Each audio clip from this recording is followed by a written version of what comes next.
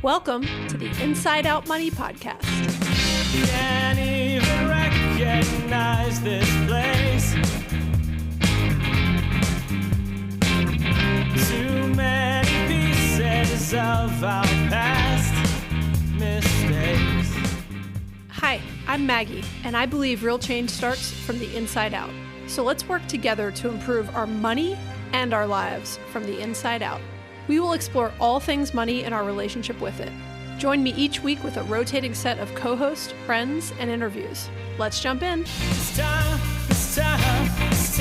we going round and round and round and round and round. Hey everyone, and welcome. This is another solo listener Q&A episode. And I'll be honest, you might wonder, why don't I do some of the Q&A episodes with some of the co-hosts? Well, I'm very committed to doing a weekly podcast. I've been doing one ad-free, by the way, for almost 4 full years, which is pretty exciting. Over 280 episodes between Friends on Fire, which was my first podcast with a friend named Mike for almost 3 years. And then that retired after 200 episodes. And I launched Inside Out Money. We're 80 episodes in. And I have not missed a week. And that was one of my big commitments, honestly, just to myself and to keep this ad-free and as a passion project. So I am not making money doing this, but the one thing you can do to quote, pay me back if you've received any value from this podcast is go leave a written review on Apple Podcast. I really appreciate it. You can do that by going to the Apple Podcast app, finding the Inside Out Money podcast, going to the main page, scrolling all the way down, and then you can hit the 5-star button, but you can also leave a written review, which is super helpful. And I read them all. I love them. Sometimes I'll post them online. I share them with the other podcast co-hosts, and they're just fun to read. So that's the nicest thing you can do. And again, this is an ad-free podcast. So okay, my point is I'm doing these listener Q&A episodes from time to time because they're fun to do. I've gotten some good feedback from them, but also sometimes coordinating with the co-hosts is just people are busy, and I try to keep the rotation of everybody in once a month. Greg's the one person I can force to come on because he's in my house every day. But with Liz, Andrew, and Erica, they've got busy schedules. There's times that it's just hard to get the timing right. And so these listener Q&A episodes are perfect because it allows me to just kind of put a little something in the middle to fill a week that otherwise I'd be a little bit in a bind for, or I'd be making someone else would feel pressure to record when they really just don't have the time. So let's jump into it. This is a listener Q&A episode. If you're not sure where you're at, you're listening to the Inside Out Money podcast. This is a personal finance podcast focused on redefining wealth from the inside out. Every week, except this week, I speak with a rotating set of co-hosts about a different financial topic. We're always focused on helping you improve your financial mindset and tactics. So again, today there's no co-hosts. It's just me, Maggie, and I'm excited to be here. So we're going to jump in to questions. First question. Hi, I love the account and the pod. I so appreciate all the helpful info and just how open and transparent you all are. For context, and if this helps your answer, my husband and I are 26 years old and high earners. My husband has been maxing out his 401k since 22. By the way, that's awesome. And I've been putting between 30 to 40% of the max in since 22. We've been putting the difference in a taxable brokerage. Would you do the same or prioritize maxing both 401ks? We'd like the option to retire early, but we're not 100% sure on timing. Curious what your thoughts are on this. This is a great question. Also, these people are in an awesome position. To be 26, already maxing out just even one of your 401ks is awesome, and have been doing it since you were 22 is really cool. Sounds like they're high earners, so that's a great position to be in. I'm sure they worked hard to get there. So congrats on that, and it's awesome to see you putting the difference in a taxable brokerage. And I think it's great that you don't know what you want to do. I like how they said I have the, we want the option to retire early, because some people really want to keep working. Everybody has different goals and priorities and whys of why they're looking to get to some level of financial independence or just financial security. So I love people who are even thinking I don't exactly know what I want to do. I'm not sure on the timing, but I want to get into a financial position to have options. That's a great goal in life. So my answer on this would be yes. Maxing out your 401k is one of the best things you can do, especially at a younger age. They're both 26. The tax benefits are just awesome. So they both said they're high earners, which means they're in a 30% plus tax bracket for, the last vast amount of money they're earning. And so when they put money into that 401k, they're getting an extra 30% for that money. Think of it that way, because they're not paying an extra, if they put another 10 grand into a 401k, they didn't pay 3,000 plus on taxes on that final 10 grand. And so the benefits at this age of having that extra time in the market, having it, pre-tax dollars, is really just so fantastic and an unbeatable thing. Yes, I would be maxing out both of your 401ks at this point and then taking the remainder and putting it into a taxable brokerage. I will point out, at some point, you might get to the point where you feel like you have too much in your 401k, and you may want to just feel like you want to put more money into what's going to bridge the gap pre-retirement, like, before you're 59 and a half, and not have so much in your 401k. But they're not even close to that point. I actually asked this person specifically as a follow-up question. I asked them how much they had in their 401ks just to get an idea. Yeah, and they were fine with me sharing that. So they have combined about $135,000 in their 401ks, which is awesome at their age. If they had said they had like $500,000 in their 401k, I mean, there might be some point where I'm like, well, maybe you want to start to think about not having too much in your 401k when you're older. But they've got 135. I would totally be maxing out my 401k, both of them at this age. At some point, if you are worried about having too much in your 401k, which I'm kind of worried about at some point based on the growth of my 401k and how much Greg and I are both going to have, just remember, I'm not going to get into all the details in this episode. And I think Andrew and I will do an episode on this at some point, but there are ways to access your 401k early. There's Roth conversion ladders, which is something I plan on doing eventually. Actually, maybe I have it in my back pocket. I'm not sure if I'm going to do it. Remember, there's a 5-year waiting period on those. I may talk more about those later in this episode if we have time. But just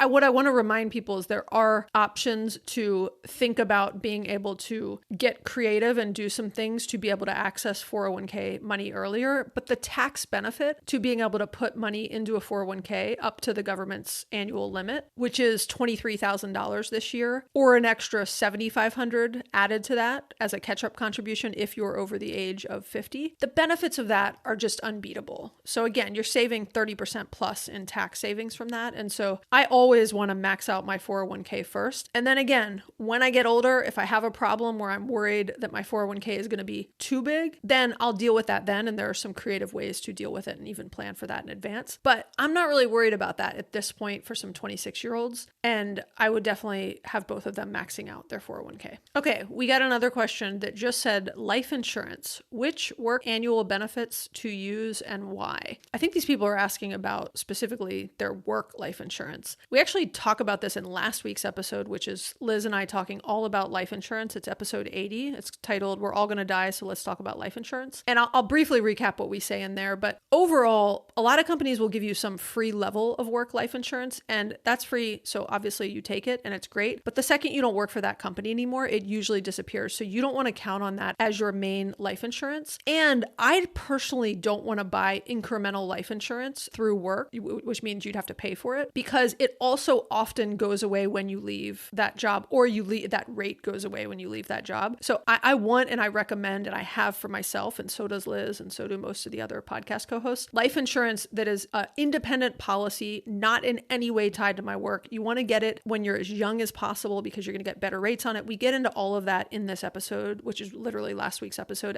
80. So if you're thinking about life insurance, which I think everybody should at least consider and think about whether it's something they need based on the circumstances of their life and who might be depending on them, I would definitely recommend going and listening to that episode 80.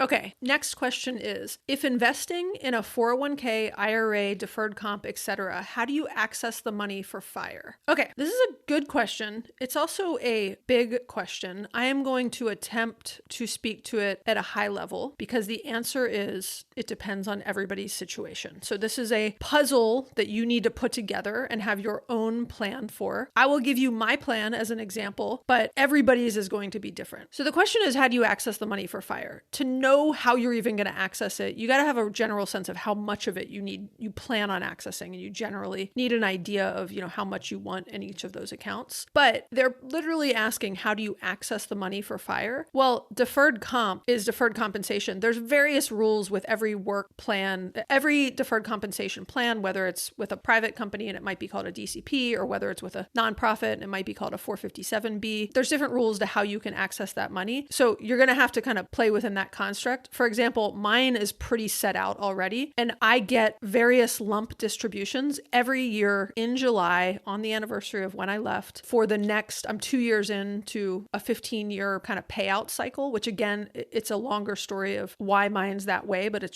is the way it is for how mine is set up. I have 13 more lump payments. So I'm 44. I'm going to continue to get payments that pretty closely cover my expenses. Not perfectly, but pretty closely, depending on how the market's going to continue to do. I'm going to continue to get those payments until I'm 57, which is pretty cool because then when I'm 59 and a half, I can access my 401k. And there's a bunch of ways I also, back to everything, a lot of these questions lead back to really understanding the idea of a Roth conversion ladder, which again, I'm not going to go into great detail on here, but there are ways through a Roth conversion ladder that you could access your 401k earlier too. But the idea is you want to think about how you want to have a plan for what money is going to help fund your lifestyle and your expenses during different periods of your life. So I've got a plan where, let's say for the next 10 years, I'm pretty covered by my DCP account kind of emptying out. And then I'm going to kick in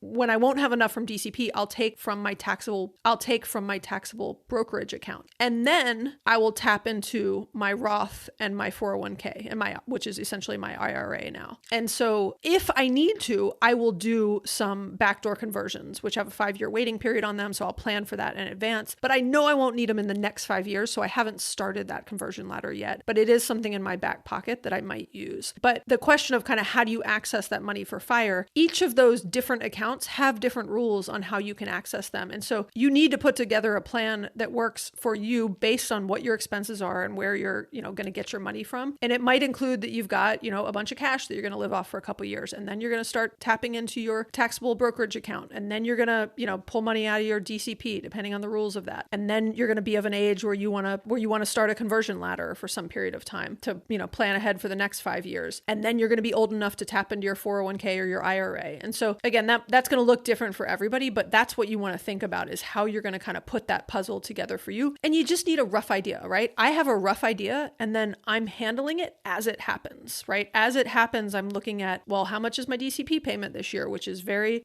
I would say very, but somewhat dependent on how the market's doing. I'm looking at, how the market's doing overall and whether I want to pull money out of, if it's a good or bad time to be pulling money out of my taxable brokerage and things like that. And so you're going to have to kind of have a rough plan and then handle things on the fly as reality happens. And you realize, what's working and what's not and how the market's doing and other things that are going to influence your plan. I hope that helps. Next question, ways to progressively increase your savings rate. Okay, the big things I like are automate things and kind of, foolproof things, which is have a direct amount coming out of your paycheck going directly into a savings account so you don't even see it, that's why I love stuff like maxing out your 401k, because it not only does it take the money directly out of your paycheck pre-tax, but it puts it somewhere where you really can't get access to it without penalty. And so I like things where you're you're just making it really hard to get to that money and it's taken away before you really ever see it in your paycheck. So I'm a big fan of that. But then after you've done stuff like max out your 401k and you want to progressively increase your savings rate, I want you to focus on trying to automate things and trying to pay yourself first, as they say, which is you could do a direct deposit directly out of your paycheck into a savings bank, a separate savings account, or you can have it automatically transferring wherever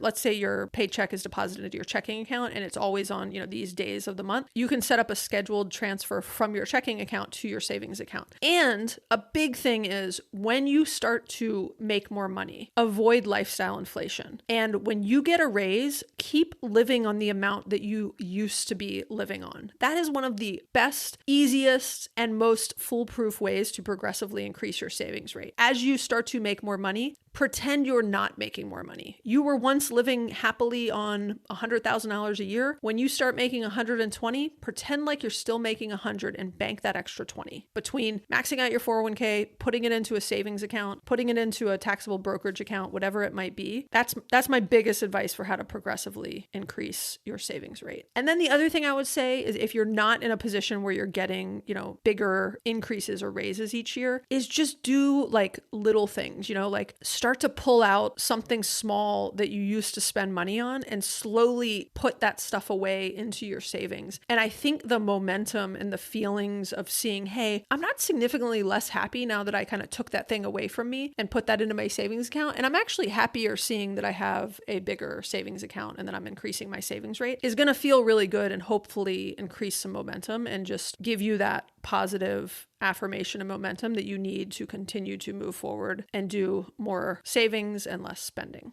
Okay, I hope that helps. Another very popular question, 401k versus Roth 401k. So some companies give you a choice between putting money into a 401k or a Roth 401k. And then someone says, how much should I allot from my salary each month? And then a lot of times, if you have a choice, you can put money into both if you want it. You could pick one or the other, or you can put money into both and kind of decide on what the amounts are. Here's the thing. Either one is great. So while my biggest piece of advice is while you're spending any time debating which one, just pick one and get started and adjust it over time if needed. But do not spend one pay cycle where you're not putting money into either because you're trying to decide which to start with, because you cannot go wrong with either. The right answer to either of them requires you to be able to predict the future and predict your future tax situation, not just your own future situation of like, will you make more or less in the future, but also will taxes be more or less in the future? So you can't perfectly predict that, which means you cannot perfectly predict whether a 401k or a Roth 401k would be a better situation for you. And there's a lot of things where I think people are trying to optimize, sort of to the 10th degree when they haven't even gotten to like the 3rd degree, if that makes sense. And so on this one, my thing would be just do a regular 401k and max it out as much as you can, right? I'm not saying it's not great to also do a Roth 401k or to do one instead. Again, a lot of it is depending on your being able to predict your future tax situation, because a 401k is taking money out pre-tax and a Roth 401k is taking money out post-tax. And so that's where I say, you want to be able to predict your future tax situation of, is it better worth it for you to save money on taxes now or in the future? For me at the time, it was better worth it to save when I was working because I was in a very high income and a very high tax bracket. And it was very helpful to lower my taxable income by maxing out the 401k every year. And so that was a really nice benefit. And now I'm in a much lower income or tax bracket, or both income and tax bracket. And that's when I would be, arguably, that's when I'm going to be pulling the money out. But again, it's almost impossible for people to predict and to know which one is better. Either one is good. Don't spend too much time overthinking it. Just try to max out your 401k every year. That's my biggest advice. Okay, speaking of when I was working and now not. This question is, what did you feel you sacrificed when getting to FIRE? This is a good question. I almost wish Greg was awake right now to come in and chime in on this. He has 3 days post shoulder surgery, rotator cuff surgery, and bicep tendon. I don't know what they call it. He tore a lot of things in his shoulder and he's gotten them repaired, and he is currently on a painkiller induced nap, and I hope he's happy because he's been in a lot of pain. Okay, what did I feel I sacrificed when getting to FIRE? I am very happy and thankful for the place I'm at now. 44, I'm 2 years into early retirement with my lovely husband, Greg, and our kids are happy and healthy. And I'm just very thankful for where we're at and what we have and the opportunities we've been afforded in life. So I don't spend a lot of time thinking about what I sacrificed, and we were also high income earners. So, I'd argue we didn't have to sacrifice a lot in many ways, but my husband spent 20 years working straight out of grad school, and I spent 20 years working straight out of undergrad, worked through grad school, and I worked a lot, especially in the first 10 years. I worked more in the first 10 years than I did in the second 10 years for sure. I sacrificed time with my kids. I sacrificed time with friends and family. I sacrificed some relationships at times. I didn't really sacrifice my health. I feel like I was always pretty good at kind of keeping that in check, but I did at times. And, so life is, a balance, and there's lots of ups and downs, and, there's different times that I was, more or less focused on different things. But I'd say, the biggest thing I sacrificed was time. I worked a lot and was just constantly doing, going for 20 years. And it was, exhausting. So, my time, my mental state at times, but it's hard. I've had people say like, would I do it on a different path if I could go back and redesign it? It's so hard to say because I'm, where I'm at now, and I'm happier than I've ever been right now, probably. And I don't know if that's true. I've been happy for most of my life, I would say, but I don't in general, I don't feel like I had to sacrifice a lot. I was working a lot in some very demanding roles for 20 years, and I spent a bulk of those 20 years with my priorities out of whack. So, that was a big learning, and probably, things I would do differently are just a better state of balance throughout those 20 years. Okay.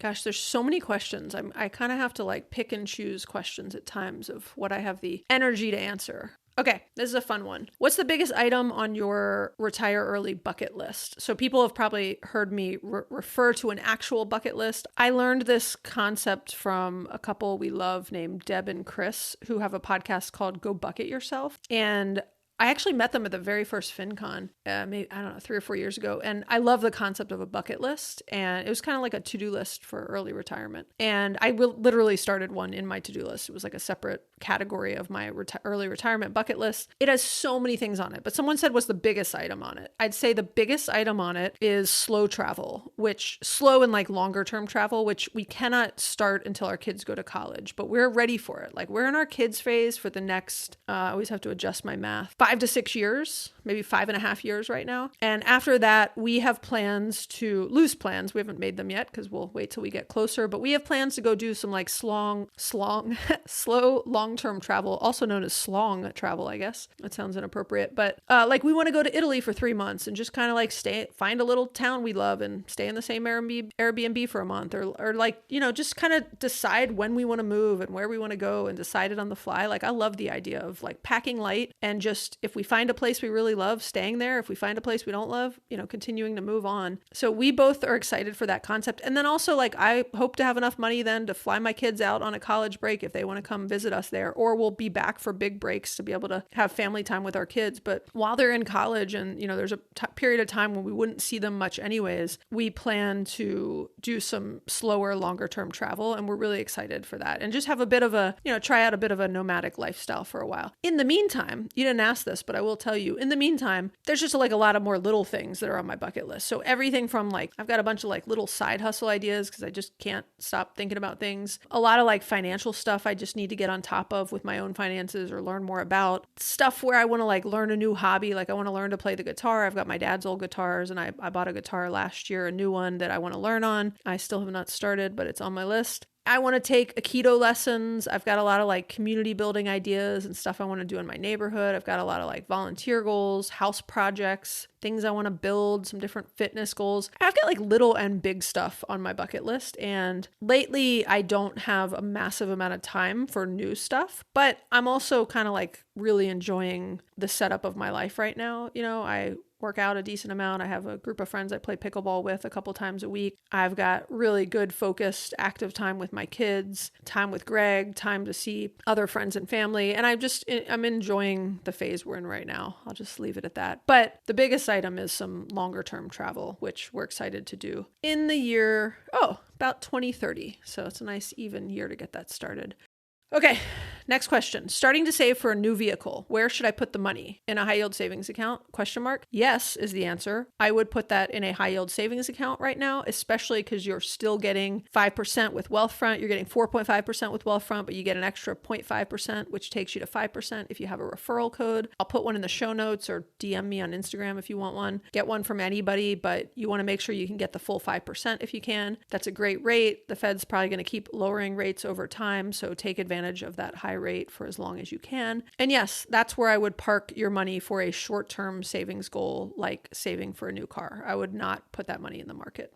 Okay, here are a couple like easy food related questions, which I always like an easy question. So I'll do these quickly. What's your favorite meal or snack at the moment? Always hard to choose a favorite, but I'd say I drink a lot of like chocolate peanut butter protein shakes, which if you want my recipe, it is 1 frozen banana, 1 scoop of chocolate protein powder. I'll put a link of the specific chocolate. It's a vegan chocolate protein powder that I order from Amazon. I'll put a link in the show notes. And then 2 scoops of PB2 protein powder, 2 because I really like it extra peanut buttery, and a bunch of soy milk. That's my recipe. It's delicious. It's a nice treat. I feel like I'm drinking a chocolate peanut butter milkshake, but it's like, I don't know, 40 grams of protein, probably more than I need in one shake. Greg's always telling me that, but I'm like, I like the peanut butter. And yeah, that's it. I also really like, I love peanut butter. I like peanut butter banana honey toast on sourdough is also one of my favorite go-to snacks. I also like, I can't choose a favorite. I also like hummus and an avocado and like everything bagel seasoning toast is a favorite one. And I'll leave it at that. I'm getting hungry now. Okay, next question from my buddy Daniel is, what's your favorite kind of beer? So it used to be sour. I love sour beers, and I'd say it was like a Three Taverns. They have a lot of really good sour beers. Now, it's funny, I don't know, this is more than you want to know, but I'm convinced this was around the time that I was on like a high, long dose of antibiotics. I quit liking sour beers. They tasted really sweet to me. And all of a sudden I never liked IPAs. I don't like hoppy beers. And I started liking like hazy IPAs. So now my preference is like a hazy, fruity IPA or like a really crisp lager. I like a lot of Atlanta breweries. Three Taverns is probably my favorite. I just really like a lot of their beer like flavors. And I love the artwork, honestly, too. And just like the vibe they've got going. I also like Monday Night Brewing. But really, I'm pretty easy. Like if I'm somewhere, I really prefer a beer on draft. I want it to be cold. If it's like warm, I'll send it back very politely. But I really want a cold beer. Temperature is almost more important than the type. Okay. This is an interesting question. Do you think it's easier or harder to reach FI in Europe than in the States? First off, I've been to Europe a lot. I worked for a European company, but I couldn't, I've not lived in Europe and been paid in Europe, and I don't, I'm not an expert on the tax situation there or anything else. But to reach financial independence, it's a math equation. It's a simple math equation, right? It's your income and your expenses. And the idea is you want to spend less than you make and invest and save the difference, or save and invest the difference. And I believe that formula can be optimized in any location, right? And so your goal is to optimize that formula. Make as much money as you can and spend as little as you can, right? And I do think just as you can in the States, many people, not everybody, but most people have some control over where they live. They might want to live in a certain place, but they could live somewhere else. Like I'm actually a good example. It's really hard for us to move. I'd say impossible. We're a blended family. We don't want to move our kids away, nor would we even have the right to move our kids away, and from their other parents, and we don't want to though. So we're really tied to Atlanta. But a lot of people, even though they think they're tied somewhere, could move somewhere else. And so they could move to a lower cost of living area. They could move to somewhere that would allow them to make more money, whatever. So whether you are in the States or Europe, you often have some levers you can pull to adjust your income and to adjust your expenses. And you may not be able to adjust both at the same time, right? It might be really hard to adjust your income based on the field you're in or the time of your career you're in or whatever. But normally you can adjust your expenses. You could take on a roommate. You could live in a different area. You could live in a smaller place. You could rent instead of own. You could do a lot of different things. And so the question was, do I think it's easier or harder to reach FI in Europe than in the States? I think it's the same, right? I think you want to think about that math equation. The other thing I would say is don't get hung up on the things you can't control. So if you are in Europe, because that's where your family is and that's where you're, where you can live and everything else, I wouldn't get hung up on that. I would think about the levers you can control and don't focus on like, oh, it'd be easier if I was in the States or whatever you might be thinking, because that's a limiting belief. I really would focus on the stuff you can control and kind of compartmentalize the things you can't control or aren't willing to change. I'll use myself as an example. I can't change the fact that I'm in Atlanta because of the situation of our blended family and our kids and their other parents. And I don't want to, because we all live close and it works very well for us. But I live in a house that I could sell. I could live in a smaller place. I could live in a different neighborhood that was less expensive, but still close to my kids. That's a lever I do have control over. I don't need to pull that lever, but I could if I needed to. And so that's the thing in terms of like easier or harder is I think no matter where you live, you have levers you can pull and you should focus on those and focus on, what goals you're trying to get to. And in this case, they're asking about reaching FI. So if you're trying to reach FI, really focus on the levers that you have control over regardless of where you live. Okay, another great question. A large dollar reno in the next renovation, in the next 5 to 8 years, where to invest money in the interim? This is a great question. So a couple elements. They're talking about a large renovation, which sounds optional, and 5 to 8 years, which sounds like a negotiable time period and a wide time period, right? A wide range in there. So my answer would be the stock market and low-cost index funds, which we've got many episodes where Andrew and I talk about index funds. I'll put some links in the show notes to them. But that would be my answer, especially if your renovation is truly optional, which I think most renovations, just by the nature of the word, are probably optional unless your house is going to like fall over. And then know that you have, back to the lever concept, know that you've got some flexibility. And if the market is in a particularly rough spot at some point in time and is like way down, you would be willing to delay your reno until the market's in a better position and it's a better time to pull your money out where you've actually, had the gains and the growth that you are wanting and expecting. So if you're in a mindset and a reality where that renovation is flexible in the timing, and it sounds like it is just based on the fact that it's a renovation and you already said 5 to 8 years, then I would still put it in the market, because really you're in the market for the long term. And if you're willing to adjust the timing, your timing around the market's performance, then I think the market is the place where you have the best chance of some high growth for that money. And you also want to have some, emergency funds in a high yield savings account. And then also, you could get fancier and more complex with it and do a mix of a total market index fund, some bonds, and a high yield savings account. That's up to you. But if it were me right now, I'd put that money, I'd make sure I have an emergency fund in a high yield savings account. Then I'd put the rest of it, and maybe I'd keep a little bit extra in a high yield savings account, honestly. And then I'd put the rest of it in the market and know that I'm willing to be flexible depending on the market's return and the timing within that 5 to 8 years. Okay. Next question.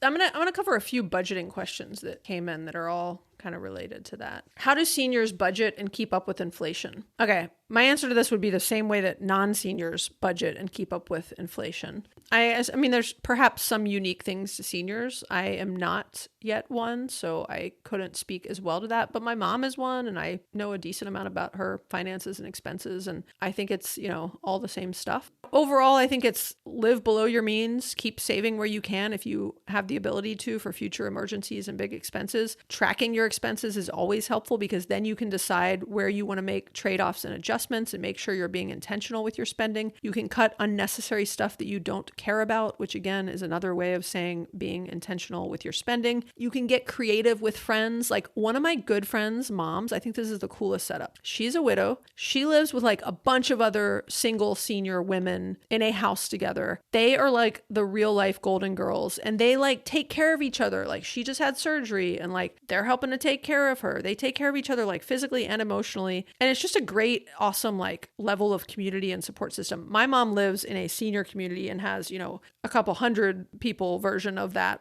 But I think it's really cool that they've like made their own Golden Girls house and live together. And so again, you can get creative because they're saving, I would imagine, a lot of money by living together. And there's a lot of things you can do that you might think you couldn't do as a senior, but you can do. So I challenge you to get creative also. And then also the other thing is you could look into ways to earn extra money too. And so there could be small side hustles that'll kind of keep you active and keep your mind and body fit if you're still able to do these things, like walking dogs, babysitting. People with kids like love an older babysitter because you're much more responsible and reliable than like a 17-year-old babysitter might be. And then there's also other skills you might have that, you could kind of use to do some side hustles and earning extra income, even caring for other seniors if you're still, in a position where you're able to do things like that. But overall, just like I was talking about in the previous question, it's this math of how much you make, how much you spend, and the difference between that, right? And you want to spend less than you make. And so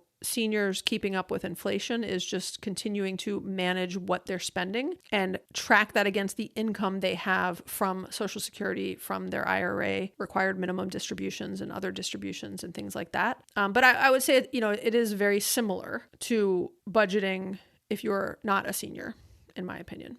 Another budgeting question. What do y'all do when you know you're going over budget in your post-retirement income? Well, first off, our post-retirement income is, somewhat flexible in the sense that a lot of it's related to like how well the market's doing, right? In terms of how much I feel like I can spend. And so I know I can adjust that. But the biggest way we know we're going over budget is that we track our expenses. And so we know exactly what we're spending. Like we know that this year, and you'll hear it when we do our end of year spending review, we have spent more money this year than we've spent in like the last 4 years, not combined, but total per year. And so we know we're higher than normal, but we're okay with it because it still is within our budget, but we track our expenses. And we've got a number of episodes where we talk about why it's so important to track your expenses. And I'll put a link in the show notes to those, but that's the number one thing I would say is, that's how we know. But sorry, the question was actually, what do we do? Well, we pull back, so right now, we know we're going over budget, but we're actually okay with it because that's a somewhat discretionary budget. But if the market wasn't doing as well right now, I would be spending less than I am right now. And I know that, and I know exactly where I would cut.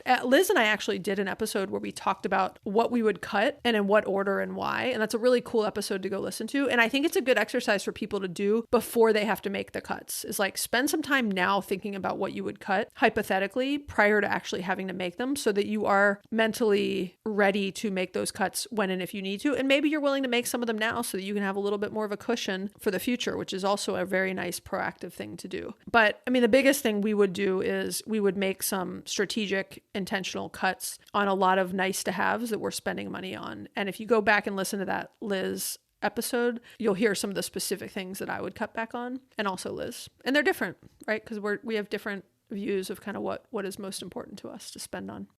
Okay, another great question. I can never get to all these questions. Is an HSA worth it if you have chronic health expenses? Example, weekly talk therapy, $150. Okay, HSAs are awesome. They're like triple tax advantaged, and I love them. And we've done a few episodes where we talk all about HSAs. So I would recommend you going and listening to those. An HSA is a health savings account. So I would highly recommend you go listen to those episodes. And I'll put links in the show notes to them, but there's a Friends on Fire episode, there's an Inside Out Money episode, and there's a Liz Gets Loaded episode that all talk about HSAs. So you got a lot of options and perspectives on them, but they all talk about how awesome they are. For most people, I shouldn't even say for most people, for some people, right? You need to do the math. Ultimately, you're going to pay for health coverage in one way or another, right? If you have an HSA, you're on a high deductible account, and so you're going to pay less for your insurance coverage and your insurance premium, but you're going to pay more as you actually have to go for visits to things. So when you know you have a lot of high health expenses, often you don't even want to go for a high deductible plan. So when Greg and I were on different insurances, as example, like I was on my insurance at my company and he was on his insurance at his company, I had an HSA because I didn't have a lot of chronic health situations. So an HSA worked very good for me because I had low health expenses unless I had some emergency, and knock on wood, I never did. So it paid off for me to have an HSA for many years. Greg did not have an HSA because he did the math, and for him it seemed, and again, it's a math, but it's a bit of a prediction. He felt more comfortable paying a higher premium and then paying less every time he went to the doctor because he had a number of pre-existing conditions that required prescriptions and other things that would have been very expensive on a high deductible plan. And now that we're on the marketplace together, it makes more sense for us to be on one plan together. I'm not on an HSA because of Greg. And we did a forecast of what it would look like for our expenses if we were on an HSA plan or if we were on a non-high deductible plan. And right now for us combined, we're better off not on a high deductible plan. So we're not able to take advantage of an HSA. And that makes sense for us now. And so HSAs are awesome, but if you do have high health expenses and or chronic conditions, it may not make sense for you. So again, if you go back and listen to some of these specific episodes, we dig into that a little bit more, and you can have a little bit more information to decide for yourself some of the things you should think about on whether you want to have a high deductible health plan, which would make you eligible to participate in an HSA, which is a health savings account, which has some awesome tax advantages. Okay, someone said, would you ever do an Inside Out Money meetup like Liz did in New York? Yes, I would. We haven't really. And I think some of it is just like, I don't know, lately I don't have a massive amount of free time. And I also sort of like, honestly, just to be vulnerable, worry that like nobody would show up. So I just haven't really tried one. But it's not something I wouldn't do. I'll think about it. I'm putting it away. Next time Greg and I travel, I'll think about it. It makes me a little anxious, to be honest. Okay. But if I knew like a few people would come, I would do it. Okay, that's all. I'll do one of these days. Okay, next question. What's your number one decluttering tip? Oh, it's hard to choose one. I would say, and look, I'm not a decluttering expert. I'm on a constant journey of owning less, and it's had its ups and downs. Right now it's having a down period in my life, which means I own too much stuff. I really like the 1 in, 1 out rule. I also like the 1 in, 5 out rule, which is like if you really want to bring new things into your life, you got to get rid of stuff. I like creating a decluttering challenge. So I did 2023 things I had to get rid of before the end of 2023. I like the Min's game. It's like a 30-day challenge where on day 1 of the month, you get rid of 1 item. Day 2, you got to get rid of 3 items. On day 29, you got to get rid of 29 items. So, you're getting rid of more items every day and building some momentum. And that's a fun one. I like those challenges like that are fun. I'd say those are my best decluttering tips right off the top of my head.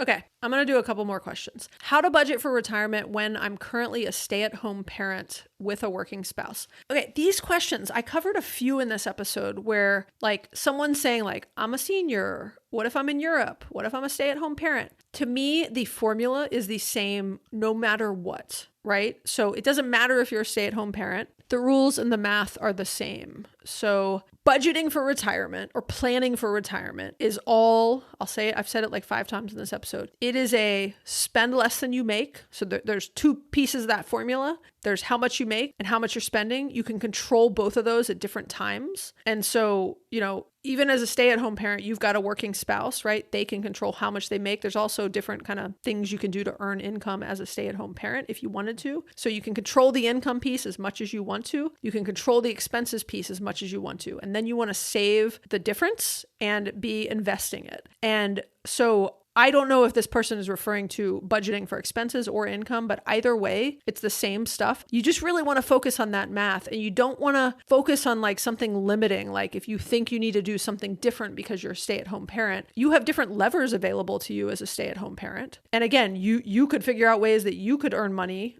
while still being a stay-at-home parent, or you can decide that that's not your priority. You want to be focused on your kids and you don't have time to do that other stuff. And you can work with your spouse to figure out ways that they want to earn extra money. Or you can say, I don't want to focus on that side of the income because it's not, or that side of the formula because it's not going to be fruitful for me. I want to focus on the expenses piece of it and how much I'm spending and how much we're spending. And that's something that you and your spouse should focus on together, but certainly something that, you could focus on. And so it's hard for me to answer that as a stay-at-home parent because to me, the formula and the basics of it are the same regardless of what you do day to day.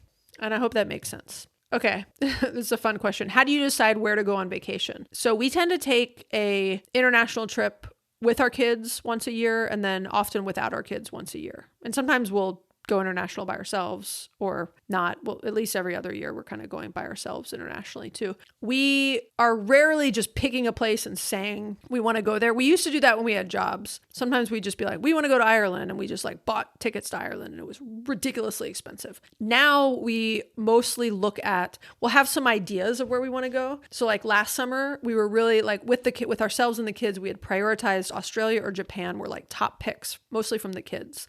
We had already been to Japan by ourselves, but the kids really wanted to go. None of us had been to Australia. And we were looking at flight deals to both of those places. Those were the 2 places we were targeting. And we found deals to Australia first. So that's where we decided to go. So we're kind of looking for a decent mileage or decent prices. And then we're trying to triangulate that with where the kids and or us are, myself and Greg are interested in going in. And then also just timing and availability and is it the right time of year to visit that place? So this summer, we're kind of we don't have as much time as we've had in past summers. And we were maybe going to stay in the US, but the kids really want to go out of the country somewhere. And the fact that they actually want to go anywhere with us at this age is we're just excited for that. So we're okay, we want to try to make that happen with the time we have. And so we kind of know the places they want to go, and we're starting to look for good mileage deals and or prices. And we're seeing a few, and that's likely going to dictate where we go within a few places that we're looking at. So we try to stay flexible, but have an idea of where we want to go. And then once we pick a place, we just book it, we book the flights, and then we start to look at what do we want to go do there? Because there's interesting stuff to do everywhere. So we more sort of narrow down a rough location and then start to plan the specifics once we find a decent deal and time to get there. Okay, last question. And this is a doozy. Advice on lending friends and family money while not derailing your financial goals. Okay, I'm going to just tell you some thoughts on this, but this is a tough one. And this is so personal. There's like cultural aspects to this, and I say cultural as in I've talked to different people where like in certain cultures, there's way more expectations to financially support friends and family, particularly family, than in other cultures. But I'd say, the rule I've heard before, which is probably one of the best ones, is like, you shouldn't lend money you can't afford to lose. So don't lend money if it's going to, like, if you can't afford to lose that money, don't lend it to someone. And, I don't know, I guess that's the best advice I've ever heard. I have not really ever been in a position where I've had to do this, quite honestly, other than in like tiny amounts, like I've had friends who are like, oh, can I pay you back for a trip later? And I'm like, yeah, no big deal. It's not a big deal at all. But I've never been asked to lend money. And I think the attitude I probably would use is I don't think I would lend it unless I could afford to not get it back. And I think it would just add a lot of complexity to relationships. And I personally would rather lend my advice and time to help someone with their financial situation and goals than personally fixing it for them. But I also, I think so much of it depends on the situation too, right? If someone's about to be like homeless, I would step in and help. Right. And so much of it is like, are you lending them money because they're, I don't know what it's for, but then it gets tricky to like ask questions about what it's for. But I assume if someone feels close enough to you to ask you to borrow money, you know them well enough that you know a decent amount about the reality of their situation. And then you've got a good gut situation of the urgency of it. And I think it's just, it's hard to offer advice without specific details. And I think it is a gut personal decision, but I do think you shouldn't lend money you can't afford to lose. I'm going to stick with that's the best advice I've got. And that's just, that's going to be a tricky situation probably for anybody. Do what you think is right. I need to get more succinct in my answers. But until then, I hope this was a helpful episode. Thank you so much for listening. I know your time is limited and valuable. I appreciate you spending some of it with just me today. I hope you've enjoyed this episode. If you have, we would love it. I would love it if you want to leave us a written review on Apple Podcasts or a rating on Spotify. I really, really appreciate it. I also encourage you to share this episode with a friend or family member to encourage ongoing discussions about money. And I don't know, we were just talking about them asking you to borrow money, so hopefully it doesn't result in that, but you never know. You can also subscribe wherever you listen to podcasts. If you have any thoughts or questions, we would love to hear from you, and you can leave us a voicemail or text us at 404-981-3370, or you can hit us up on Instagram. Thanks, everyone. Bye. We're going